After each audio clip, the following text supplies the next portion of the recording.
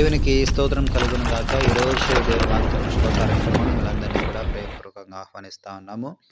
నేటి లేఖన భాగము యెషయా గ్రంథం 42వ అధ్యాయము 7వ వచనము.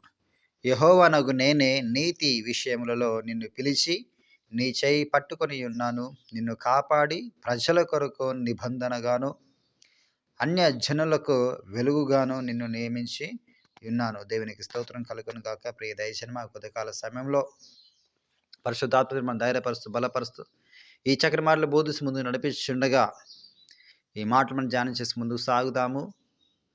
ఈరోజు మనము దేవుని బిడ్డలుగా పిలువబడుతున్నామని మనకందరికీ తెలుసు. ప్రజలందరూ కూడా దాన్ని గమనిస్తూ ముందుకు నడుస్తూ ఉన్నారు. అయితే మనము వెళ్ళినది కాదు, మనకే మనము నిలబడింది కాదు. మనల్ని ఒకరు పిలుచుకున్నారు, మనల్ని ఒకరు నియమించుకున్నారు. వారెవరంటే ఈ సృష్టిని సృష్టించినటువంటి సృష్టికర్త. ఆయన పిలుపు లేకుండా ఏ మానవుడు కూడా రక్షింపబడ్డము అసాధ్యము. ఈ భూలోకంలో అనేకులు అనుకుంటారు, క్రైస్తవులందరూ కూడా మత మార్పిడి చేస్తారని చెప్పేసి అనుకుంటారు. కానీ మనిషి మారిస్తే కొద్ది క్షణంలోనే మళ్ళా వారి పూర్వ స్థితికి వారు వెళ్ళిపోతారు. కానీ దేవుడు మారిస్తే వారి జీవితకాలం మొత్తం కూడా మరల వెనుకకు తిరగరు. దేవుడు పిలిస్తే ఆ రీతిగా ఉంటుంది.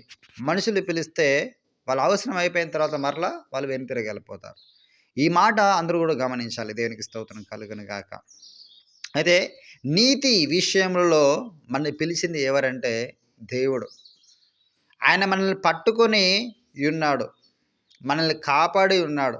భయంకరమైన పాపరోత జీవితం ఉన్నటువంటి నన్ను దేవుడు పిలిచాడు, తన నీతి నా పైన అనుగ్రహింపజేశాడు, రక్షణను అందించి నా చెయ్యి పట్టుకొని నన్ను కాపాడుతూ ఉన్నాడు. అనేకమైన జనములకు ఒక వెలుగుగా నన్ను నియమించి ఉన్నాడు. ఎందుకు ఈ మాట నేను స్పష్టంగా చెప్పగలుగుతా ఉన్నాను అంటే, దేవుని నమ్మిన ప్రజలు అందరూ కూడా వారు మేలు పొందుచు ఆ పొందుకున్న మేలులు ఇంకా అనేకులకు కూడా పంచాలి అని ఆశ కలిగి ఉంటారు, ఆలోచన కలిగి ఉంటారు. ఎందుకంటే ప్రభువు నేర్పింది అదే. నేను మీ కొరకు నేను ప్రాణం పెట్టి ఉన్నాను, మీరు మీ సహోదరుల కొరకు ప్రాణం పెట్టేవారిగా ఉండాలి అని. దేవునికి స్తోత్రం కలుగును గాక. ఎవరు తన ఎరుగు పొరుగు వారి కోసం ప్రాణం పెడతారు అంటే నిజమైనటువంటి దేవుని ప్రేమ కలిగినటువంటి వారు. ఎందుకు దేవుని ప్రేమ కలిగిన వారు మాత్రం పెడతారు అంటే, యేసు క్రీస్తు ప్రభువారికి భూలోకంలో తాను జీవించినప్పుడు ఆయన ఏ నీతిమంతుని కొరకు ప్రాణం పెట్టలే, కానీ పాపులను రక్షించడానికి పాపుల కొరకు తన ప్రాణమును పెట్టి ఉన్నాడు. అదే ఆజ్ఞను తను నమ్మిన ప్రజలకందరికీ కూడా ఇవ్వడం జరిగింది. మొదటి యోహాను పత్రికలో, నీవు నీ సహోదరుని ద్వేషించిన యెడల నరహంతకుడివి. నీ పక్కన్న సహోదరుని నువ్వు ప్రేమించకపోతే నువ్వు కనిపించని దేవుని ఏ రీతి నువ్వు ప్రేమించగలుగుతా ఉన్నావని ఆడ ప్రశ్న వేస్తూ ఉంటున్నాడు అన్నట్టు. అవును, నిజమే. మన కంటికి కనబడే సహోదరుని మనం ప్రేమించకపోతే కంటికి కనిపించబడని దేవుని ఏ రీతికి మనం ప్రేమించగలుగుతా ఉన్నాము. ఆలోచన చేస్తే అది నిజమే. ఎప్పుడు మనం దేవుని ప్రేమిస్తున్న విషయం మనకు తెలుస్తుందంటే, మన పక్కన వారందరినీ కూడా స్నేహభావంతో సహోదర భావంతో చూసినప్పుడు. దానికంటే ప్రాముఖ్యంగా మన సొంత శరీరంలో ఏ రీతికి మనం ప్రేమించుకుంటున్నామో, కాపాడుకుంటున్నామో, భద్రపరుచుకుంటున్నామో ఆ రీతిగా మన పక్కన వారందరూ కూడా చూసినప్పుడు మాత్రమే దేవుని ప్రేమ స్పష్టంగా కనబడతా ఉంది అన్నట్టు. దేవునికి స్తోత్రం కలుగును గాక. దాని కొరకు దేవుడు పిలిచి ఉన్నాడు. ఆ ప్రేమ నీలో ఉంటే నువ్వు అనేక జనములకు వెలుగుగా ఉంటావు. ఎందుకు అంటే దేవుడు వెలుగై ఉన్నాడు. ఆ వెలుగులో జీవం ఉంది, మరణము లేదు. వెలుగులో చీకటిని పారద్రోలుతుంది అది. ఈరోజు దీనికి మహిమ నీపై ఉదయించబోతా ఉంది. దేవుడు నిన్ను కూడా నియమించుకొని పోతా ఉన్నాడు తన పని కొరకు, తన కృప కొరకు, తన నామను ఉనికిని అనేక జనములకు తెలియజేయుటకు. ఈ మాటలు వింటున్న ప్రియ దైవజనమా, ధైర్యం కలిగి మనం ముందుకు సాగాలి, బలముతో మనం ముందుకు సాగాలి. ఎందుకంటే యెహోవా ఆత్మ నా మీదకి వచ్చింది, యెషయా గ్రంథం సెలవిస్తా ఉంది. నీకు వెలిగి వచ్చి నువ్వు లెమ్ము, నువ్వు తేజరిల్లుము. దీనికి మహిమ నీపై ఉదయించబోతా ఉన్నా.